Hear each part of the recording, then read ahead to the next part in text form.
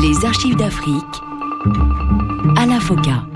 Bonjour à tous et bienvenue dans ce magazine consacré à l'histoire contemporaine de l'Afrique à travers ses grands hommes. Nul n'a le droit d'effacer une page de l'histoire d'un peuple, car un peuple sans histoire est un monde sans âme.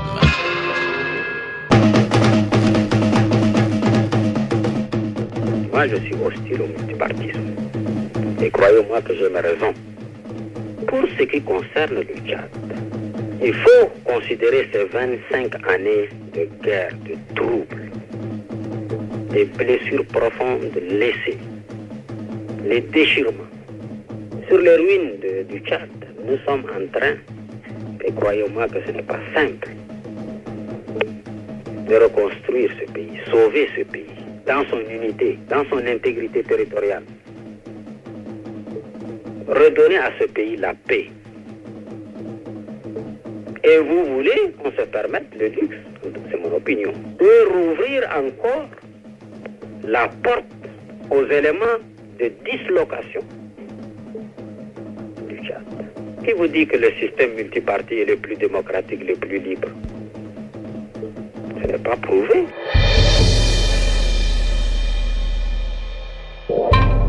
Hissène Habré. L'évocation de ce simple nom rappelle pour la grande partie de l'opinion internationale la longue guerre qui a secoué le Tchad dans les décennies 1975-91, mais aussi et surtout l'enlèvement de l'ethnologue française Françoise Clostre, épouse du chef de mission pour la réforme administrative, la fameuse MRA. Mais pour les Tchadiens en particulier, ce nom rappelle l'une des plus dures périodes de leur histoire contemporaine, celle d'un régime de répression.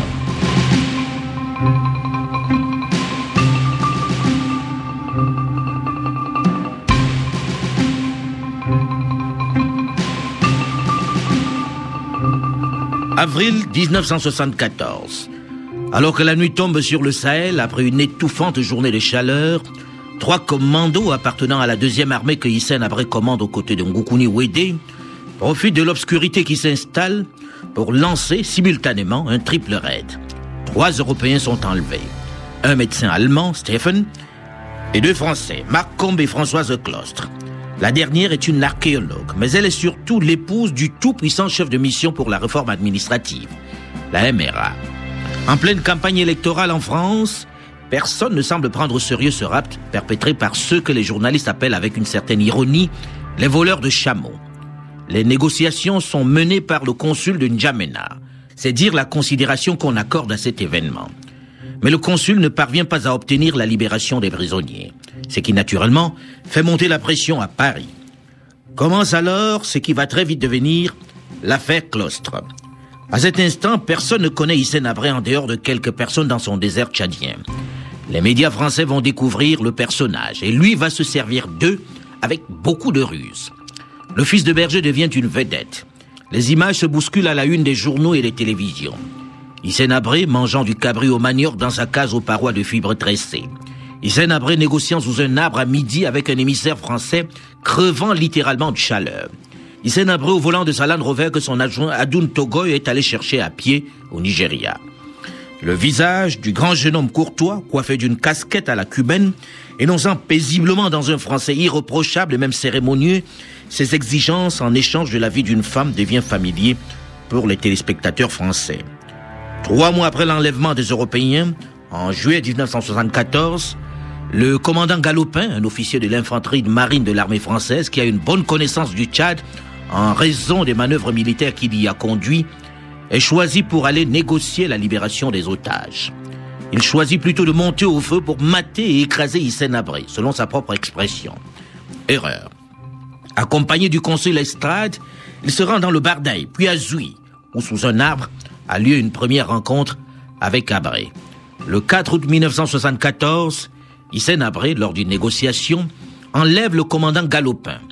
Il le torture pour obtenir des informations, d'abord sur les circonstances de la mort à Paris de l'opposant Outel Bono, puis sur la vérité de la vente secrète par l'ex-président Tombalbaye de la bande d'Aouzou à Muammar Kadhafi pour 23 milliards de francs CFA. En mars 1974, Hissène Habré lance un ultimatum à la France. Si les armes qu'il a demandées ne lui sont pas livrées, il tuera le commandant Galopin. La France, qui ne le prend pas vraiment au sérieux, ne les lui livre pas. À l'heure dite, le commandant Galopin est condamné par un tribunal révolutionnaire mis en place par ses geôliers pour crimes contre l'humanité et génocide. Il est d'abord dégradé par lui, puis pendu haut et court. Sur ordre de Hissène Habré, un combattant lui administre le coup de grâce. Il est exactement 15 heures. Le monde est médusé.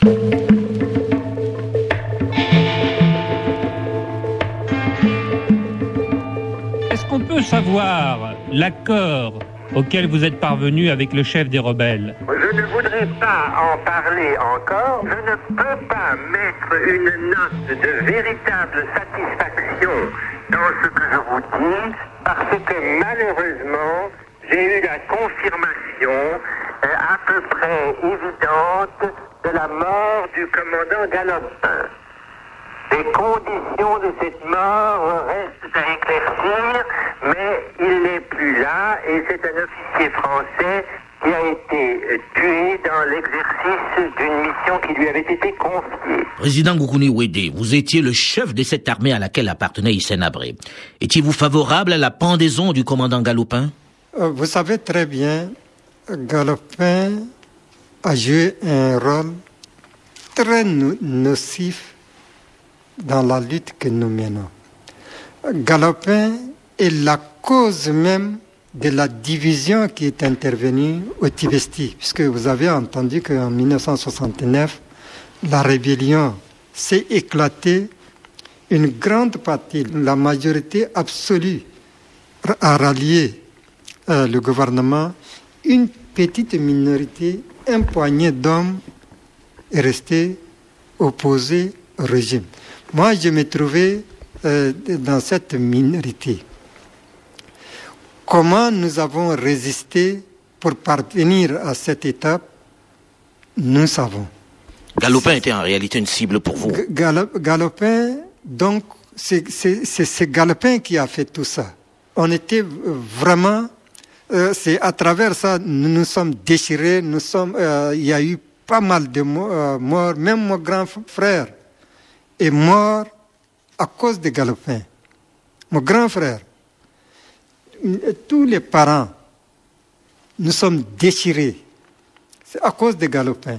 Mais malgré ça, le jour de sa capture, moi je me trouvais entre Borkou et le Tibesti. En route, je quitte Borkou pour venir au Tibesti. En route, j'ai appris que Galopin a été capturé à Barda. J'étais content parce que Galopin, c'est notre ennemi. L'ennemi est capturé, c'est déjà une bonne chose. Ensuite, le reste, donc, on cherchait à obtenir les armes. On situait la barre haute pour que le gouvernement de Tombalbaye nous donne des armes. Puisque c'est Tombalbaye qui a envoyé Galopin, c'est son homme de confiance, on espérait vraiment obtenir des armes. Même les armes que nous exigeons, c'est Galopin qui nous a dit telle arme, c'est celui qui nous a donné, puisque on ne savait pas les armes modernes qui se trouvaient en France. Mais il y a eu une maladresse. Est-ce que c'est du côté du gouvernement français? Est-ce que c'est du côté de l'officier en place à Bardaï? Toutefois, nous avons reçu un message. Ce message nous a choqués et c'est à cause de ce message nous avons exécuté Galopin.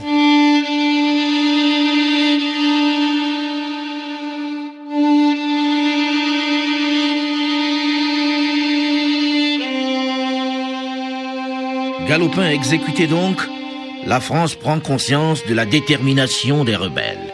Stéphane Hessel, un membre du cabinet du ministre de la Coopération, est chargé de poursuivre les négociations. Il rencontre Hissène Habré dans le Tibesti, son fief. Il lui fait l'offre du gouvernement français. On ne lui fournira pas les armes, mais le moyen d'en acheter.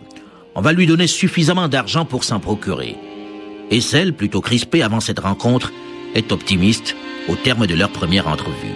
Mon premier entretien, enfin, avec Hissène Habré, m'a permis de m'acquitter de ma mission, qui était d'arriver avec lui à un accord sur les termes de la libération de nos otages.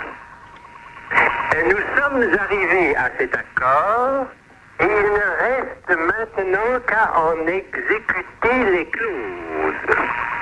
On peut considérer que votre mission est un succès, donc, Monsieur Hessel. Devra se faire rapidement et nous voulons en avoir terminé pour le 1er août. C'est mal connaître Hissène Habré.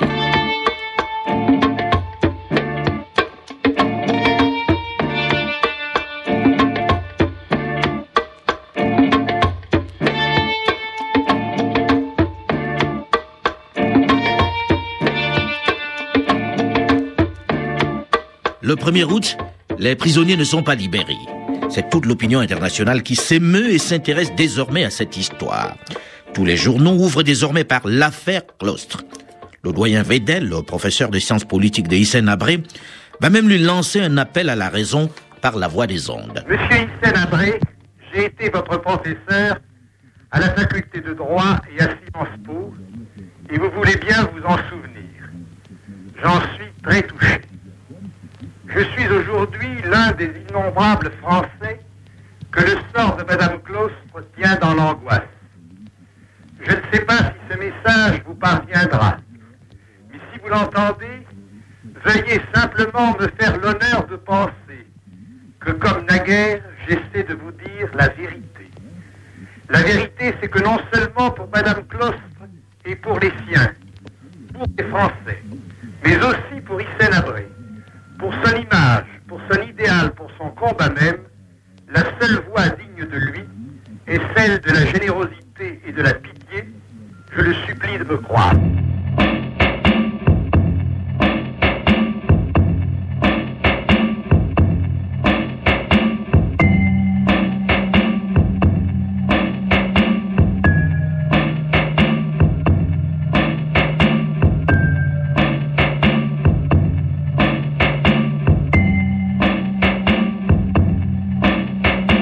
C'est dans ce climat d'émotion et de mobilisation que Louis Morel, ancien sous-préfet de Sedan, auprès de qui Hissène Habré a effectué un stage au cours de ses études, est sollicité pour mener à terme les négociations. Morel va amener avec lui une mallette bourrée de devises pour payer la rançon des otages. Hissène Habré remet la dite mallette à Pierre Claustre, l'époux de son otage, pour qu'il se procure lui-même les armes qu'il exige. Furieux, le chef de l'État tchadien, Félix Maloum, qui sait que ces armes serviront à le combattre, provoque une mini-crise avec Paris. Mais ce n'est pas tout. Pierre Claustre, qui n'est pas parvenu de son côté à se procurer les armes, est à son tour fait prisonnier. C'est l'impasse. Pourtant, en octobre 1976, c'est la rupture avec Goukouni Ouédé, son chef. Hissène Habré s'enfuit en laissant les prisonniers aux mains de ce dernier. Président Goukouni Ouédé, quelles sont les raisons de votre rupture à ce moment précis, alors que vous veniez, à travers l'enlèvement de ces Européens, de vous faire connaître par la communauté internationale et de gagner beaucoup d'argent? La raison, jusqu'à présent, chacun de nous certainement interprète de sa manière les choses, mais Hissène, en ce temps, on le considérait comme vraiment un frère, un guide, et c'est un tout pour nous. Mais on s'est trouvé dans une situation, malgré que nous avons l'argent de Madame Claustre, malgré que nous avons démontré à travers le monde que notre mouvement existe, mais on se trouvait dans une situation difficile sur le plan social et même militaire. Pourquoi? Parce que nous sommes combattus militairement au nord par la Libye, puisqu'il y a eu des accrochages, au nord par l'armée tchadienne. La population située dans cette zone où nous vivons vit une situation pénible. Et puisque le Tibesti, vous le connaissez, une région austère, enclavée, pas de possibilité de procréer des vies, de quoi manger. Donc nous avons un jour, la Libye a envoyé une mission pour demander à ce que Hissène se rende pour rencontrer à Tripoli le colonel Gaddafi. Hissène refuse. le mouvement décide à ce que moi je parte à sa place. J'étais vice-président en ce moment. J'étais vice-président du mouvement. Donc je suis parti. Pendant mon séjour en Libye, il y a eu des combats entre les Libyens et nos combattants. J'ai donc quitté la Libye avec des émissaires libyens pour régler ce problème. Je suis venu sur le terrain. On a rencontré Hissène. Malgré sa position difficile, dure, le mouvement est parvenu à donner raison à moi pour libérer les prisonniers libyens capturés et faire retourner. Après avoir libéré les prisonniers, la délégation libyenne est retournée. Nous, on s'est retrouvés en conseil pour étudier notre situation. Puisque il faut qu'on trouve une solution. Soit on négocie avec Malem, le président tchadien de l'époque, face à la Libye, soit on s'entend avec la Libye pour mener la lutte. Mais entre deux feux, avec une population pareille, il est impossible de résister. Ou bien on quitte carrément la région pour nous rabattre vers l'est du pays, peut-être une zone où on peut facilement trouver de quoi manger. On a discuté. Finalement, on a dit il faut entrer en contact avec le général Malem, président de la République, président du CCM. Malem a répondu une lettre qui nous a tout déçus. Parce qu'au début, Hissène n'est pas du tout d'accord à la réconciliation, à cette réconciliation. Mais c'est le mouvement, c'est les membres du Conseil qui l'ont forcé un peu la main à accepter cela. Donc la réponse du général Malem plaît à Hissène, mais pas à nous tous. Malem, qu'est-ce qu'il dit dans sa lettre? Venez à N'Djamena, nous allons discuter. Et pensez que nous sommes coincés au nord. Ce qui a aiguisé en quelque sorte notre motivation. On a tenu un congrès. Au cours de ce congrès, Hissène a eu des présomptions que Goukouni veut nous forcer la main, peut-être. Goukouni veut nous forcer à aller vers la paix avec Malem parce que son père vient de rallier à ce régime. Puisque mon père était en exil en Libye et c'est le général Malem qui est allé le chercher. Il s'est trouvé à Port-Lamy ici. Donc, Hissène me soupçonnait. Moi aussi, j'ai une position tranchée. Je n'ai aucune intention de rallier à l'idée de mon père, ni de basculer du côté Malem, mais pour l'intérêt de notre organisation, pour l'intérêt de la région, je militais pour qu'on trouve une solution. Et tous les camarades de l'organisation évoluaient dans le même sens, pensaient la même chose que moi.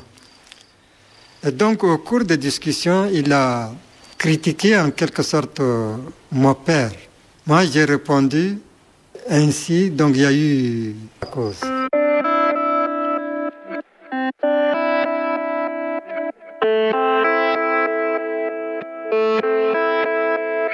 Quoi qu'il en soit, cette rupture marque un tournant décisif dans l'histoire des otages européens. Désormais, ils sont détenus par le chef Toubou Goukouni Ouédé. Les otages vont-ils être enfin libérés? Quel avenir pour Hissène Habré, l'initiateur de ce rapt qui a rendu célèbre ce fils de berger? Qui est-il en fait? D'où vient-il? Je vous donne rendez-vous juste après une nouvelle édition du journal pour en parler, dans une dizaine de minutes.